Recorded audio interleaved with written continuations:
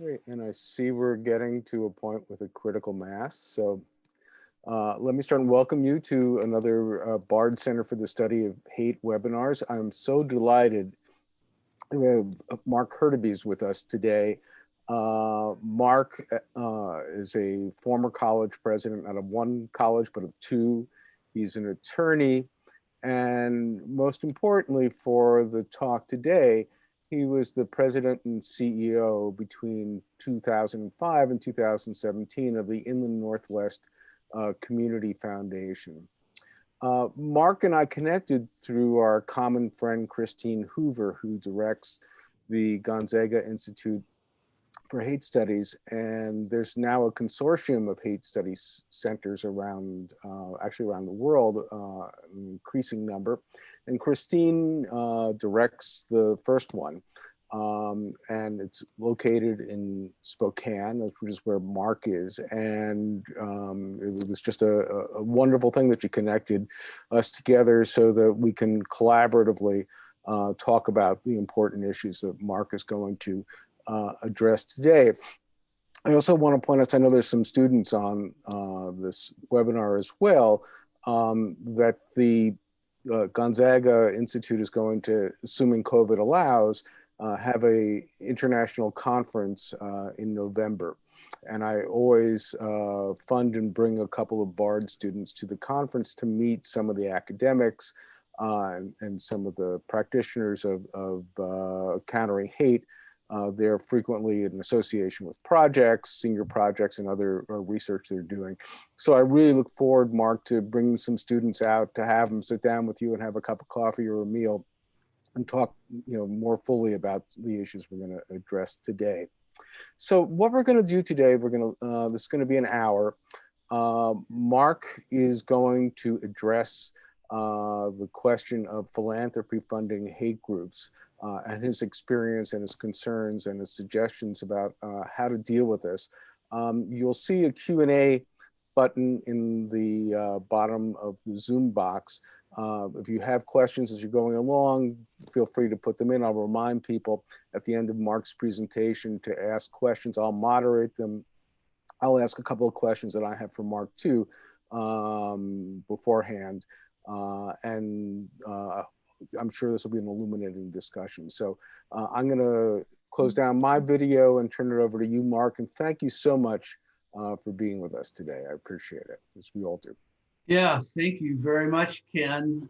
It's an honor and a privilege to be here. And also, I want to let you guys know that Ken has been in the pantheon of legal gods of law.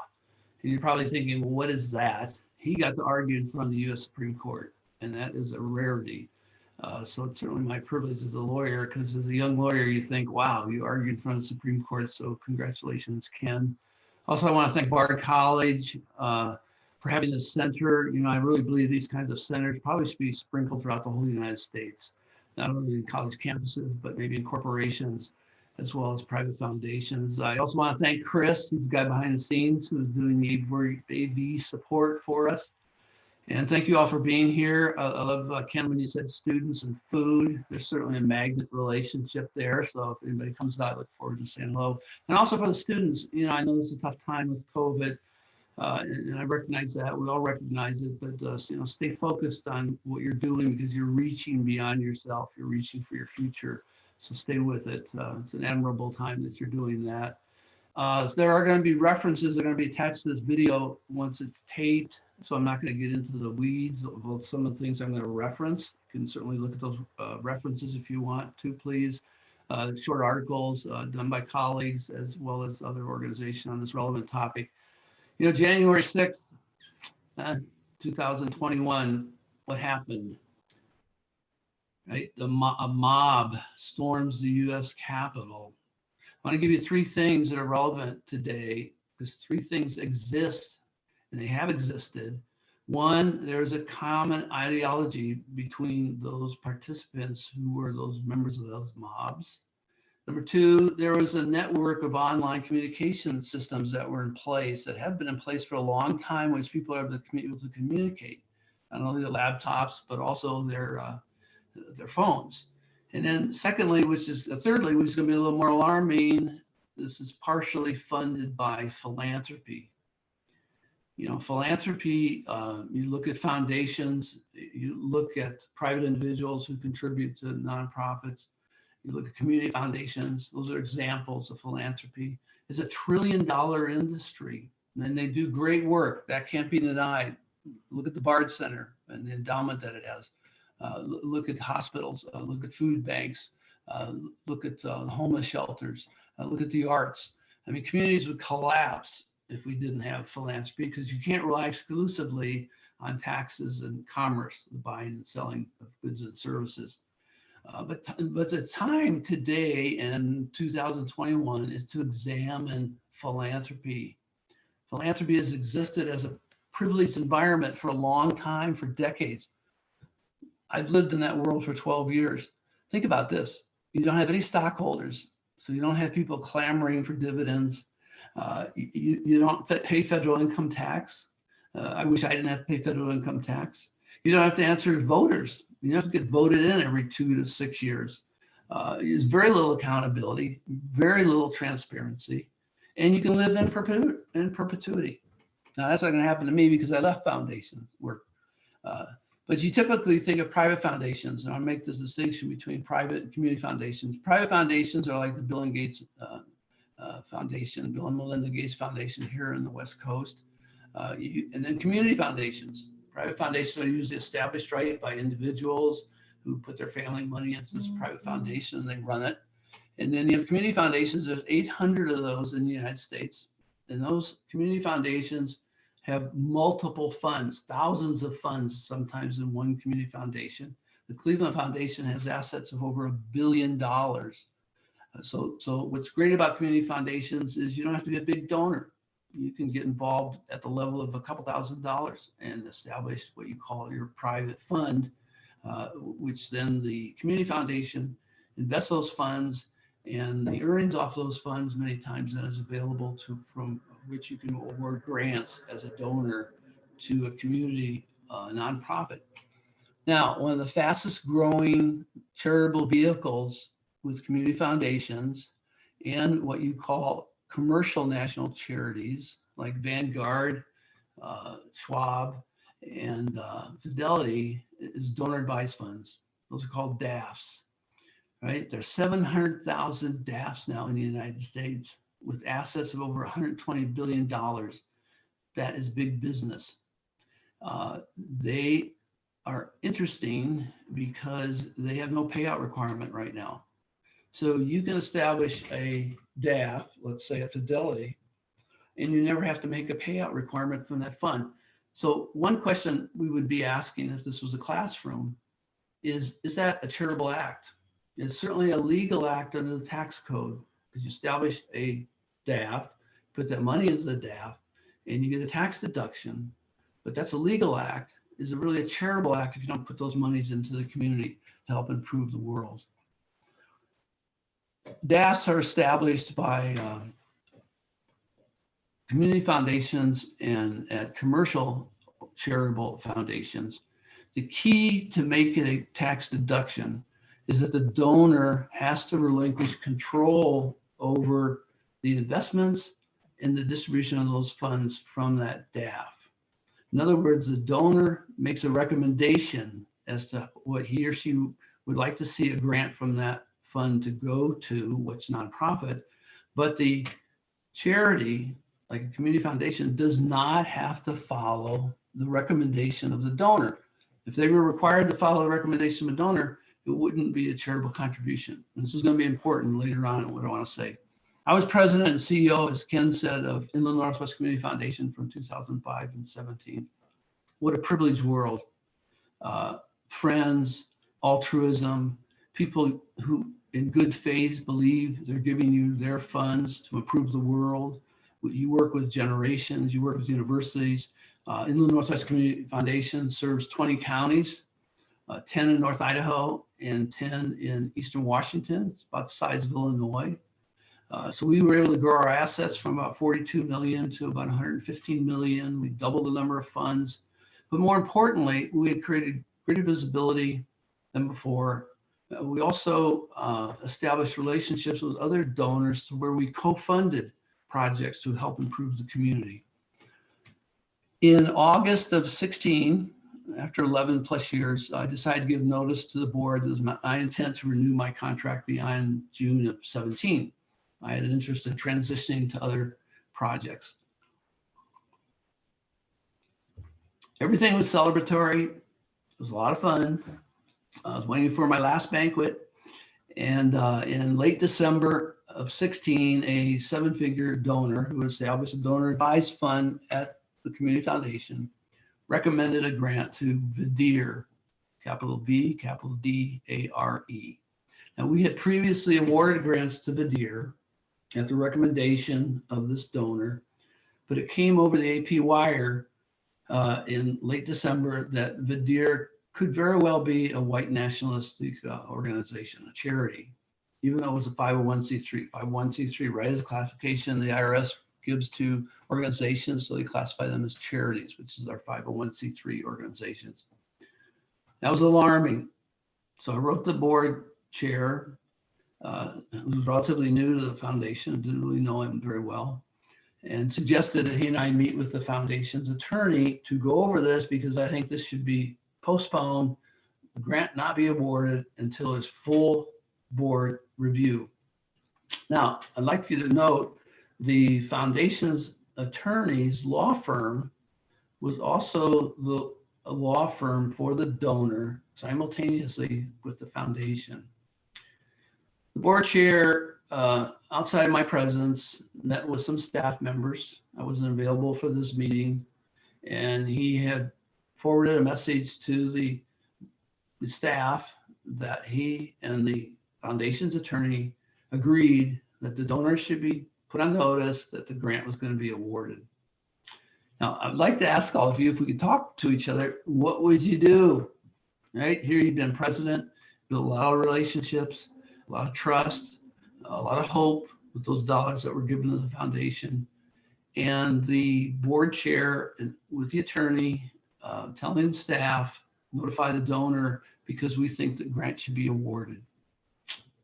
Oh boy, I didn't feel very good when that happened. In fact, I realized this is not going to go very well because what? I could quit. I could suck it up. I was going to be out of there in 6 months. I could go to the press. I had some grants that I needed to see awarded. I had some new funds that had to be established that I promised certain donors to stay until June. So what I just started to do is write letters to the board outlining the reasons why not to do this. I also sent letters, lengthy letters to the board members.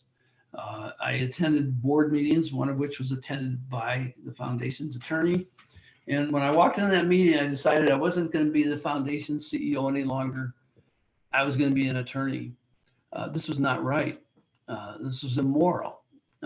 This was disrupting the governance process of the organization, especially in light of what we had found out about VDARE, which was shared with the board. Now, I'd like to share one thing, these quotes that were directly related to VDARE that were shared in writing to board members. One, this could come right out of Hitler's Mein Kampf. That's how serious this is. And this is how serious that things that are taking place today that culminated visibly with the takeover, almost takeover of the US Capitol. Listen to these quotes. Now remember, pretend you're a board member, or pretend you're me, or pretend you're a staff member, or pretend you're a student intern sitting at this board meeting listening to this. America was defined almost explicitly, sometimes very explicitly, as a white nation for white people. America is not a melting pot or a tossed salad.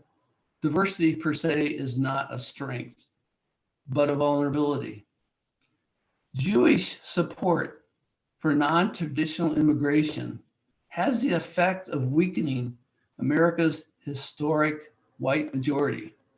I have no idea what that means, Jewish support for non-traditional immigration.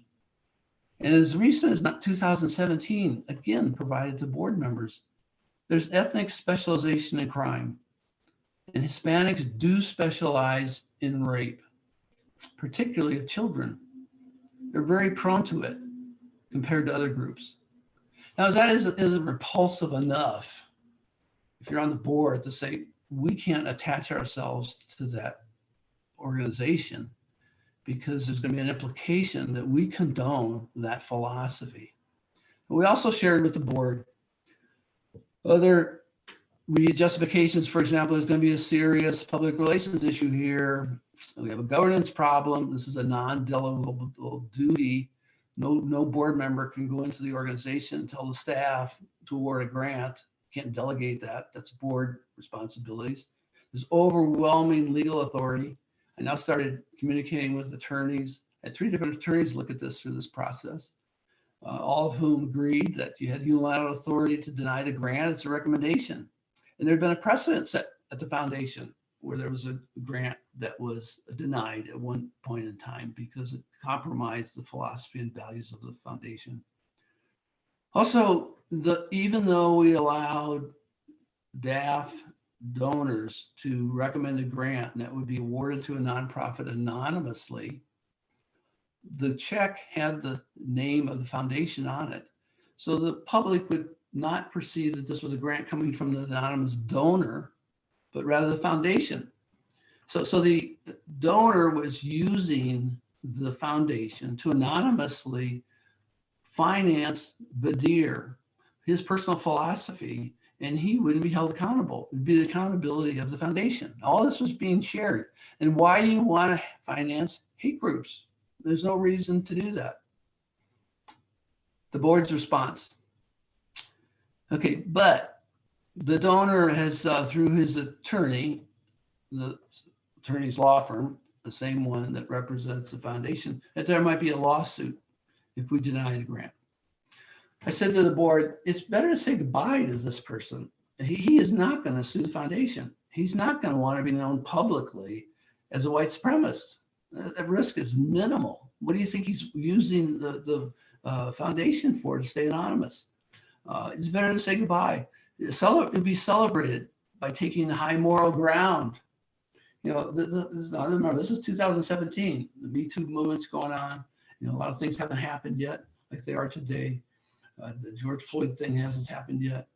And I also said, now's the time to do this because you have new knowledge. You have justification for denying this grant. If you award it and he makes another recommendation later on, that's going to create another problem for the foundation. But our attorney and the board chair thinks we should award this grant. I said to the board, maybe there's a conflict of interest here and you need a third party to recommend what you should do. Badir is IRS approved charity. And because they're IRS approved, we should award grants to IRS approved 501c3 organizations. I said to the board, I said, you know, you can't deflect and justify your behavior based on what the IRS does. That's not your moral authority. The IRS has never been seen as a paragon of moral authority here. You have to stand up on your own. You can't hide behind the smokescreen that the IRS said it's okay. The IRS is awarding the nonprofit status to multiple organizations that now storefront say they're charities and they're charitable organizations under the law, but are they engaged in charitable work? Also, there's no cause neutral. This is another argument that throughout the country that some organizations are taking, including places like Fidelity. There is no cause neutral. When you award a grant, you're either saying yes to that philosophy or you're saying, no, I don't agree with that philosophy or their mission, or I don't agree with what they're doing. There is no cause neutral here. It's just yes, and it's just no. And also, I said to the board, if you associate with Badir, you're going to be considered an accomplice with this donor who's espousing these hate belief systems, and you don't want to be associated with that because you're going to be seen as an accomplice to carry out the mission and values of Badir based on those statements I read earlier. but it's freedom of speech. I said, probably is freedom of speech. You know, it's going to be interesting to watch Trump as he goes before the Senate, because was his speech protected under freedom of speech, or did it incite a riot? Now, those quotes would probably be classified as freedom of speech, but it doesn't mean you need to fund it. I said to the board that what if you give this money away, what if a deer decides to walk in front of the foundation with signs, thank you for your donation and supporting our philosophy that America is not a tossed salad. I mean, just because it's freedom of speech, you don't have to fund it. The board ex post facto agreed with the board chair and the attorney and awarded the grant. I continued to write letters. I would make sure in the minutes of each board meeting I attended that I documented historically what was going on, because I thought this could be a story someday. I was interacting with Council on Foundations, other attorneys. They were giving me all kinds of advice. And guess what happens in May of 17? The donor recommends another grant to Vidir. And I refuse to sign the check and I leave. Now, I wanted to let this go. You know, I wanted to go do other things. I wanted to leave it alone. It kept coming back to me. I couldn't let it go. And I'm sure some of you have been in similar circumstances where something happens that you cannot let something like this go. So two things happened in the fall of 17. There was an African-American gentleman in Spokane named Mr. Cooley. These two white supremacists came into his garage and put a .35 revolver to his forehead and said, "What do you breathe in our air for?" The N-word. He wasn't shot. The two men were arrested, and I think they're now in prison. But I thought to myself, this poor guy, who's going to speak on his behalf? Who is going to tell the world that he's a human being and he has every right, as each of us, to have the protection of the law and the Constitution? And who are these animals to be raised to do such a thing? Another thing happened. I went to Gonzaga University Institute for Hate Studies, and Joe Levin was presenting. And Joe Levin was the co-founder of the Southern Poverty Law Center. Now think of Joe in the early 70s, this white Jew going down south, establishing the Southern Poverty Law Center. Boy, talk about courage and conviction. I shared with Joe my story. He put me in touch with some people at Southern Poverty Law Center, and there was agreement that this wasn't probably the best venue to tell the story. And I also really sincerely believe, with what I was told in the spring of 17, that the board would no longer donate to Vidir because of all the things they became aware of. And so I looked at the 990s years afterwards. The 990s, a tax return that's filed by nonprofits, and I could not believe it. Not only did they continue to award grants to Vidir, but they increased their grants from 5,000 up to around 20,000. I was then invited in August of 19 to a symposium in DC. There were about 30 of us. This was sponsored by the CARE, the Council of American Islamic Relations, and Southern Poverty Law Center. I felt very privileged. I was the only independent person there. There were large foundations, membership groups, very diverse people. And I was invited to share the story. And it was amazing afterwards, people who came up that were Muslim or African Americans or Jews or others who encouraged me that you got to go public with this. You know, if you say it as a white male CEO Christian, if we say it, they expect to hear those stories from us. If you say it, it's a little more unique. So out of that symposium, CARE and the Southern Poverty Law Center published a hate-free philanthropy report, which is referenced in the notes. And the story of Vidir is in there. And they were going to go public in March of 20. So I went down to the Spokesman Review to let them know this is going to go public. They jumped on it. Another publication called The Inlander multiple front page articles. The story was told, people at the foundation were interviewed.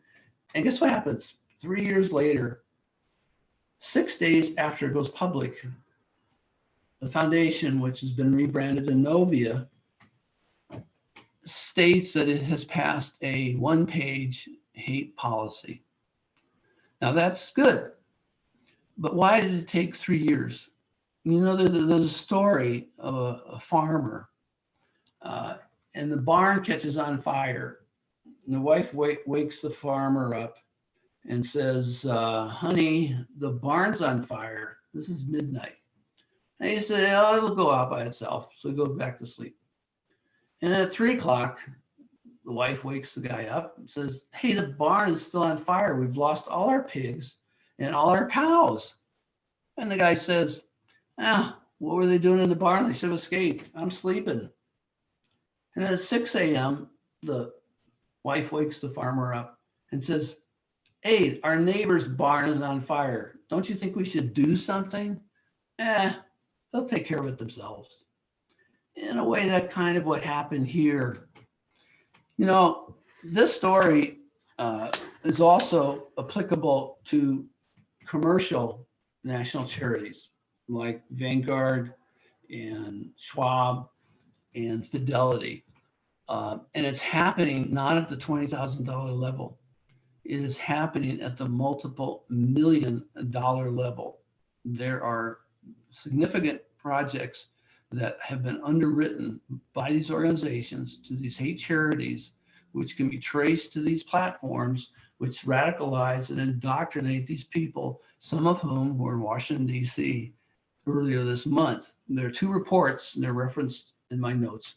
One done by Sludge, that's an investigative group that publishes. I love that term, Sludge, as well as CARE, Council on American Islamic Relations, 2 separate reports where they have direct quotes from employees of these organizations, as well as research on their tax returns, where they traced the money, millions of dollars, going to these hate organizations. You know, you also have to recall, this is not something where passively somebody is being called a name, or there's something posted on a telephone pole, or swastikas on the side of a synagogue. People are dying. You remember in 2018 in Pittsburgh synagogue, 11 people were killed? Well, that person, where do you think he got his information? How about in 2019 in Walmart, Apostle, Texas, 23 people were killed. You know, the FBI has concluded that there's relationships with where that monies are coming from, how these people are getting radicalized. Remember we said earlier, 1, there's a common ideology, that there is a network funded in part by philanthropy. So what are the issues for 2021 that I think we all need to be concerned about? And maybe we can work together in some capacity. 1, should DAF grants be anonymous? That's a big challenging question. Should we allow that, or should we have more transparency? Should there be a DAF payout requirement? You know, right now, Fidelity has its parent corporation, and then you have Fidelity Charitable, which houses the DAFs. If you put money in the DAF, millions of dollars if you want to, if you are able to do that, the parent corporation invests those monies. And so there's double fees that are charged. The charitable foundation charges a fee for hosting the DAF, and the parent charges a fee for investing those monies. And there's no incentive to encourage those donors to spend money or recommend grants out of their DAFs because there's no requirement. So should there be a legal requirement that you just can't put money as a warehouse, store it up, and never spend it out? You'll hear foundations talk about the dollars that are being awarded to the community, and it is high, it's in millions, but is that an aggregate amount, or shouldn't we have a statistic that all DAFs are awarding a certain percent of money out into the community? Because you might have 4 DAFs that donate $500 million, and the rest of them don't do a thing. I also am interested, it'd be great to talk someday about, was my example adenovia, white privilege. You know, it's very difficult for whites to comprehend white privilege, and this could be an example. Our community foundations sustain the problem because of the reactive model they've exercised over the last 40, 50 years. Or should we be more proactive in being side by side with political officials, with corporate leaders, and resolving these problems? There's a policy that I think could be established that on diversity, equity, and inclusion that I think all foundations should incorporate, even corporations should incorporate in terms of their grant making. I think the Council on Foundations should incorporate it. Council on Foundations is a membership group for community foundations. We get our accreditation from Council on Foundations. I'm hopeful in 2021 they'll establish a standard that requires all their members to have a diversity, equity, and inclusion policy. But I even want to go further with this. And if any of you out there want to see a sample, I've been working on one with some others. It's all pro bono because I think you get a lot of public relations out of this in this time of great racial sensitivity, not only in terms of your grant making, but in terms of your vendors and who you hire and who you recruit. A lot of foundations will say we have a discrimination policy, but it relates to hiring. What you need to do is have a policy where the potential grantee signs a policy that we encourage the integration of all classes protected by our Constitution into our system. Vadir would never have been able to sign that. It protects you in a way by getting them to take responsibility to confirm to you that they have a policy in place. So we could talk about that. Also, it'd be great. I think this DAF thing is such a hidden issue and it's getting more and more attention. It'd be great if CNN or NPR decided to do a piece on this. You know, I think as Brandeis said, the great sanitizer is sunlight because people are not doing this voluntarily and some things maybe get done at that higher level in terms of public awareness. We would move this thing along. I would certainly wish we could encourage Congress to have a hearing on maybe the second or third quarter of this year on DAFs, because the money is being used without any accountability and it's ruining people's lives and it's murdering people. And you might have additional ideas. You know, before I conclude, and Ken, I don't believe I got this done in a half an hour, but thank you very much. I want to conclude with a story.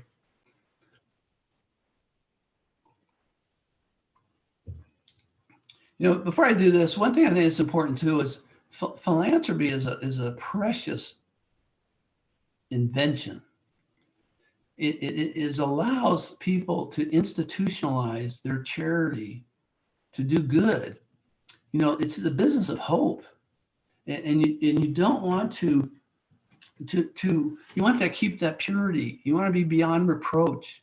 You don't want that stained, and it's being stained.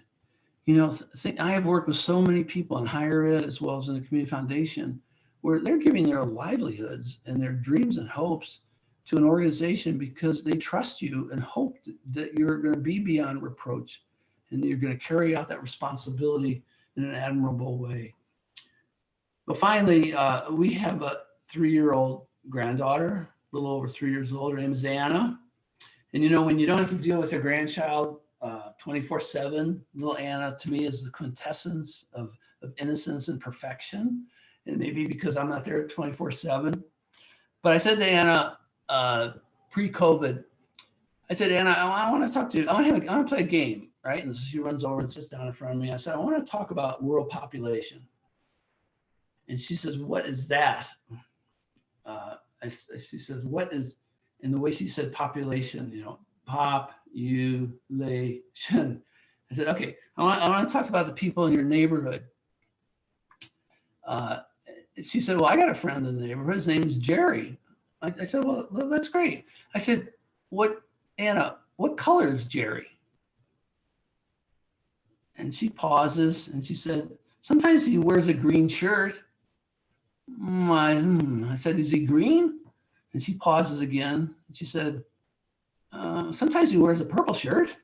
I said, oh, precious. I said, well, let's get back to my game. I said 2 boxes of crayons, small, behind my back. And I said, let's pretend the crayons in the boxes are friends who live in your neighborhood, and the kind of friends you'd like to have in your neighborhood. So I pull out one box and all the crayons are white. And she looks at them and she's very confused. And I said, well, pretend this is what your neighborhood looks like. I said, okay, now you get to pick which box of crayons you get to keep. This is the first one.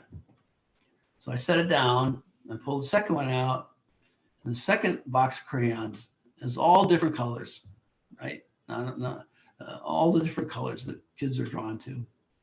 Well, I'd like you to guess which box of crayons she chose. All right, Ken, thank you.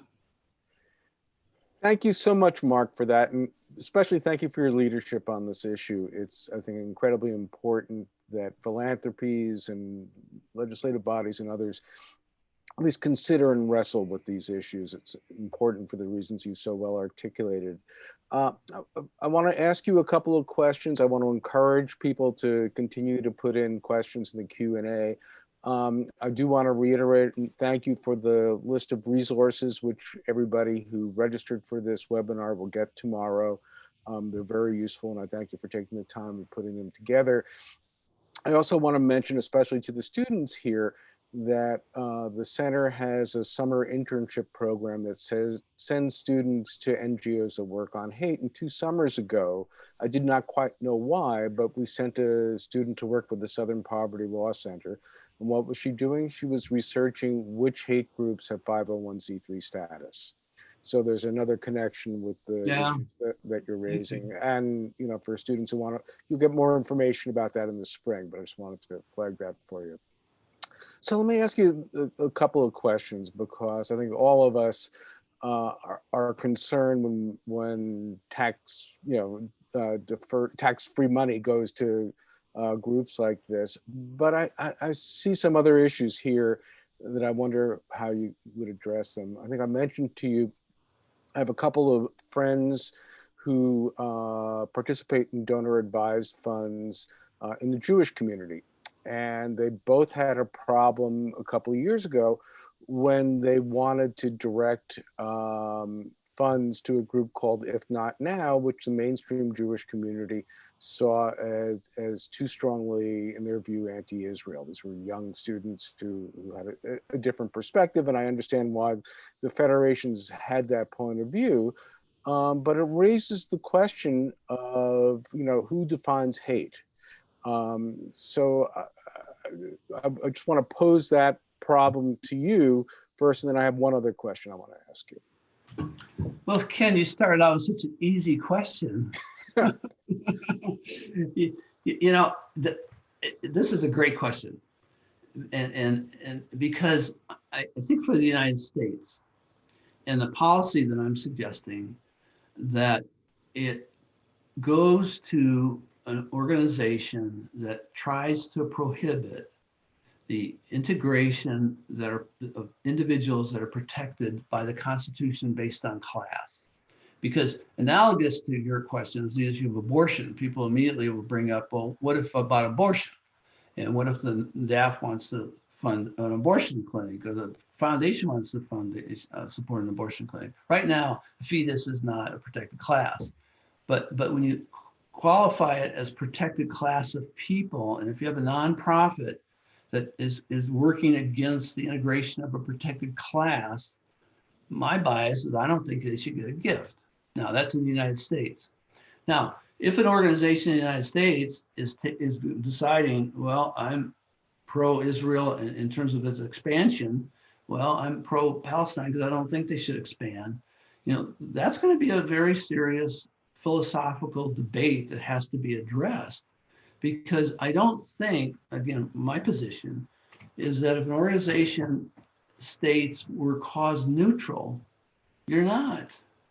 I think the debate has to continue and be discussed is, are we just going to be a bank that funds money to any organization that a donor suggests we award money to?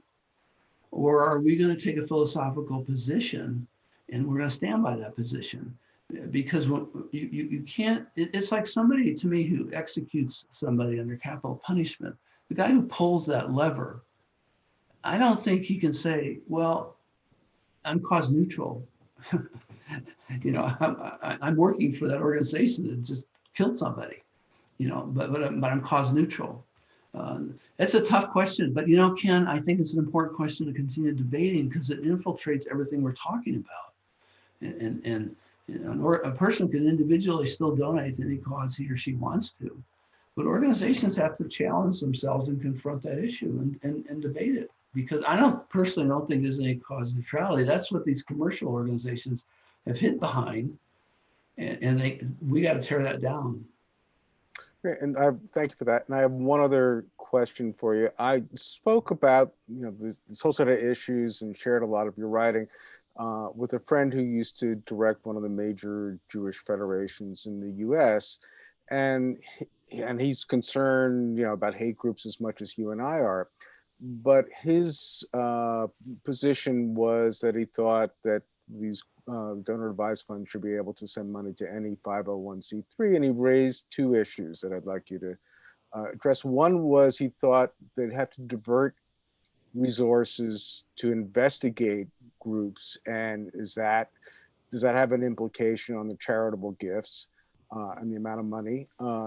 Is that a responsible thing you want the groups to do because it's a big task? And secondarily, if they didn't want to do that and outsourced it, as much as you and I are friends with Joe Levin and appreciate the work the Southern Poverty Law Center has done over the years, would there be a temptation to outsource that to another group? And, the SPLC lists groups as hate groups, and there are some that are clearly not hate groups that don't make the list, and there are some that are clearly hate groups that absolutely make the list, but there are probably ones, that are in the gray that are debatable. So would it be responsible for, a donor advised fund to say, okay, we're going to, trust this other group, and what are the implications of that? I mean, how would they bet is basically the question. Yeah, I think today, with what we're aware of and what took place at the U.S. Capitol, what took place in Pittsburgh, what took place in El Paso, I think if a donor who oversees a DAF or an organization that oversees a DAF concludes it's too costly or it's going to take too much time, then what is that person telling us or telling the people that are being harmed by those organizations that are donating or have programs that discriminate? So that's one philosophical question that needs to be asked. I think the more practical and pragmatic part of your question, Ken, is you're right. Large foundations can maybe hire a equity officer. Most people can't. Most of private foundations or community foundations or DAFs are too small. But what I found at Innovia is that we had a student intern from Gonzaga University. It cost us $2,000 for fall term. Students stood in line to get paid, an internship to get paid, to be associated as a Gonzaga fellow at a community foundation. I invited that student actually to do research on VDIR because I didn't want to give that information over to the staff because I'm afraid the vindictiveness of the board chair or the foundation board might be cast upon them. This student just sucked this stuff up. So there are volunteers that would probably be, just make sure they sign a confidentiality statement who would do this on a pro bono basis, or student interns. I mean, right now there are students listening. The one who probably volunteered or paid, got down at Southern Poverty Law Center, would love to be involved in a real life situation where they're doing good in this kind of capacity. The other thing I think is important is I don't advocate relying on Southern Poverty Law Center. I think that's a resource. I've talked to them about this. There's GuideStar, there's Navigator. You can go online and look at an organization. So you just Google VDIR and you immediately see these quotes. I think if you delegate to a third party, you're making a mistake because you're giving up your own responsibility and authority to them. So that if they say yay or nay, you can't say, well, they told us this or that. You've got to stand firm and take the accountability. You use them as a resource, But I'm suggesting don't delegate to them. And I've seen community foundations do this, and I think they're making a mistake because they're going to get some kickback if they're not standing up alone, making a decision by themselves. This is why we're not doing this. And this is also why I think this policy that if you ask a potential grantee to complete a questionnaire, do you advocate for the integration of these protected classes under the Constitution? And do you have programs to support this integration? Again, Badir would not have been able to answer yes, and therefore the grant could have been denied. So I think, Ken, as much as I admire the work of the Southern Poverty Law Center and I interact with them periodically, I wouldn't have them give me the imprimatur justification for not giving a grant, use them as only a resource. Great. Thank you, Mark. And we have a bunch of questions. So, oh, by the way, before I answer the question, I should tell you the student who was working with the SPLC graduated Bard and is a Fulbright scholar, I think in Berlin. So she did well. Anyway, so one question for you is, do you think the former board accepted the grant, your former board accepted the grant because they agreed with the hateful policy? I didn't want to believe that. I had people tell me, what I did during this time, I went to former board members who were friends. I went to attorneys. I went to colleagues in the industry. And there were people who said maybe they're racist. Maybe they do support that philosophy. I didn't want to believe that, but I did write an article for a blog for Alliance magazine, which is cited in the references, is out of London, where I talk about passive racism. Active racism, you might conclude, is you're out there doing the swastika thing and posting on the telephone poles and you're storming the Capitol. But if you have the means with which to voice a concern that you don't think this activity should take place, or I'm not going to fund this activity, but you do fund it anyhow, to me, that's a form of passive racism. So would I classify this act as passive racism? Probably. Were there racists on our board? I don't know. I know one thing. When I was sitting in the board meeting and the board chair said he'd spent 5 hours looking at Vadir's website, and one person pointed out, boy, he said it must have had a boring Sunday afternoon. But it was really telling. The chairman said, if you're conservative, you believe Vadir is an advocate for immigration issues. And therefore, you should make sure that they stand up and talk about immigration. If you're liberal, you think they're a racist organization. And I thought to myself, that's like saying you're almost pregnant. So I can't get into the minds of those people, Ken. Certainly their behavior could imply that they weren't aligned with mine. Great, thank you, Mark. And next question comes from a colleague who actually works in Oregon, does great work against hate on the other side of the Cascades. He says, how accessible to the public are the records of donors? Can we follow the money on our own?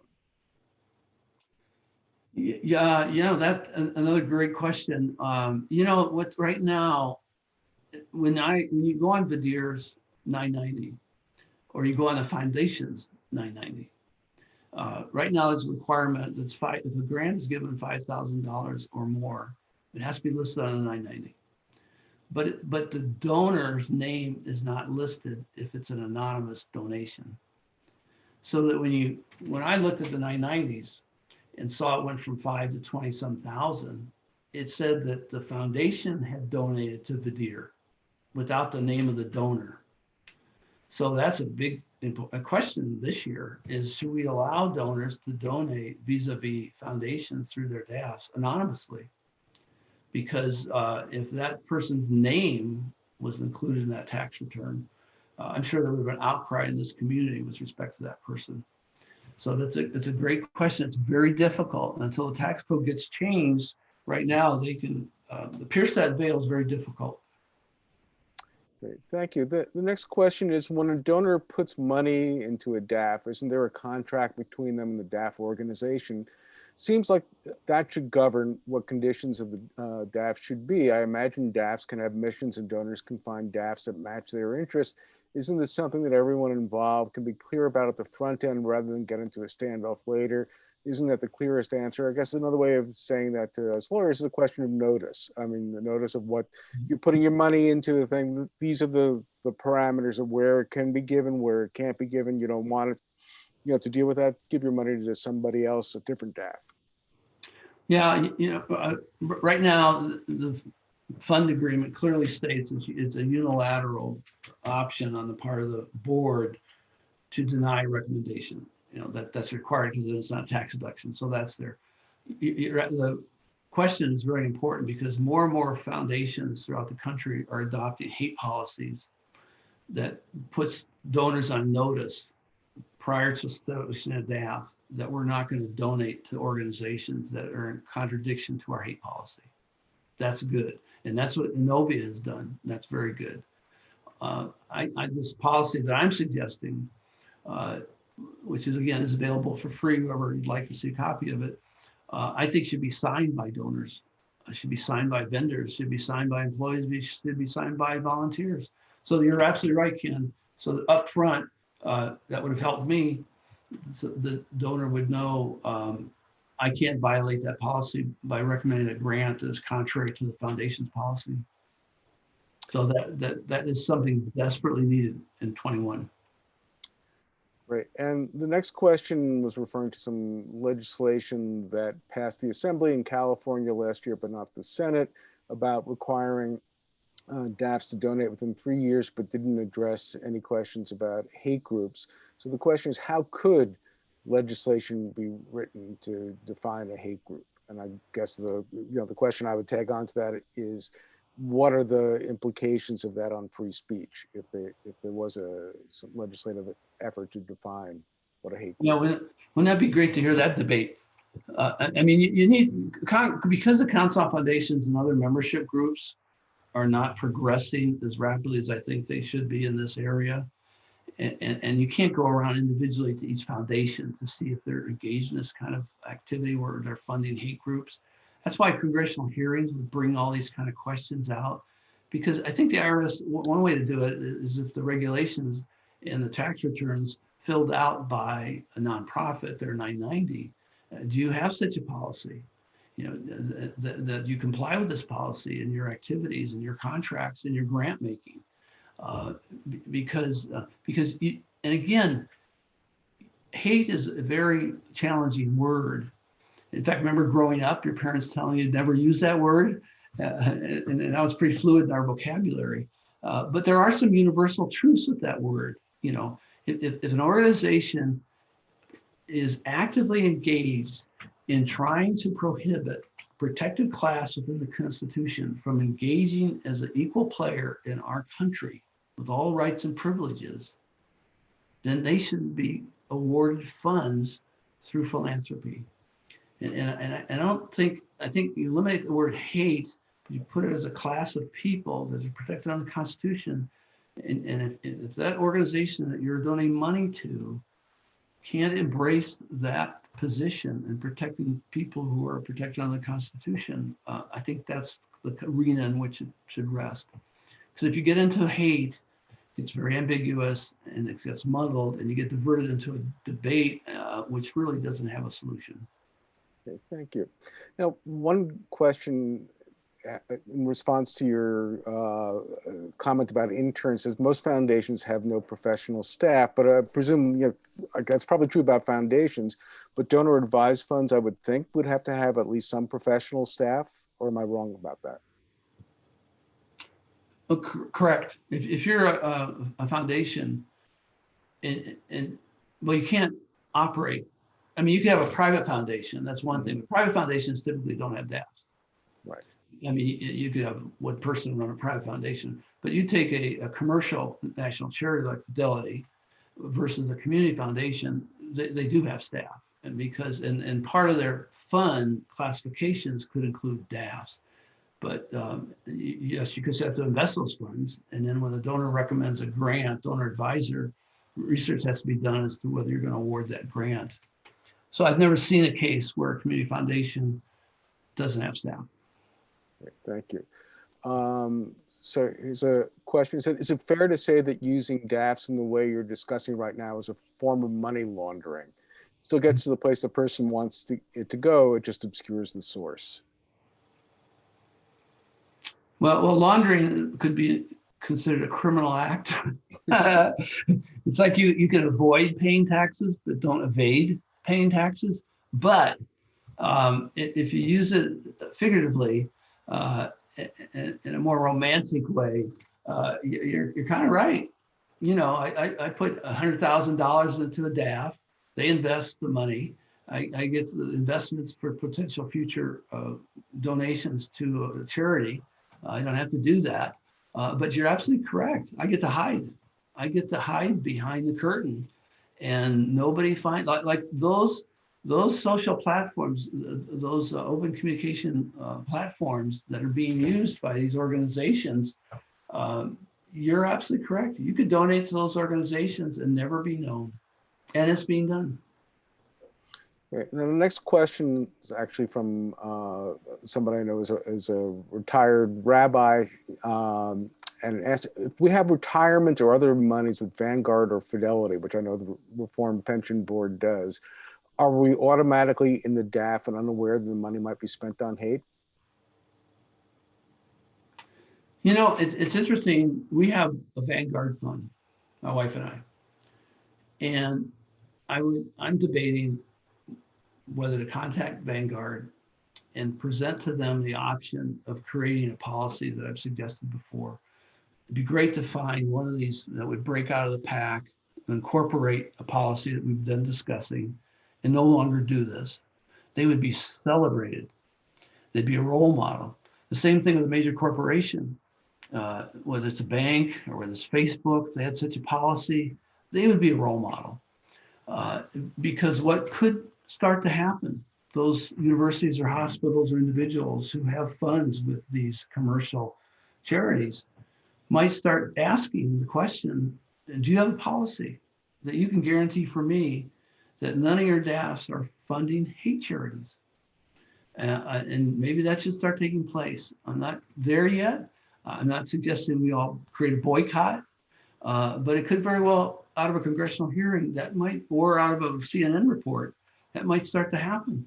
You know, I'm going to be asking Vanguard, I want to see your policies.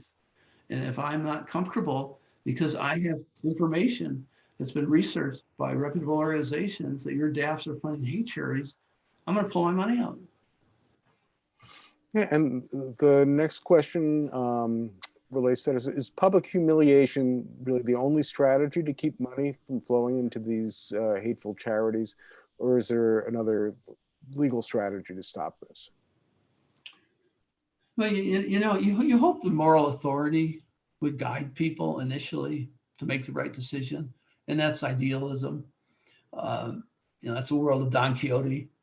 The reality of it is sometimes public humiliation, shame is the route to go. Look at the Me Too movement. Look what happened to Weinstein and Cosby. It had to come out of the public.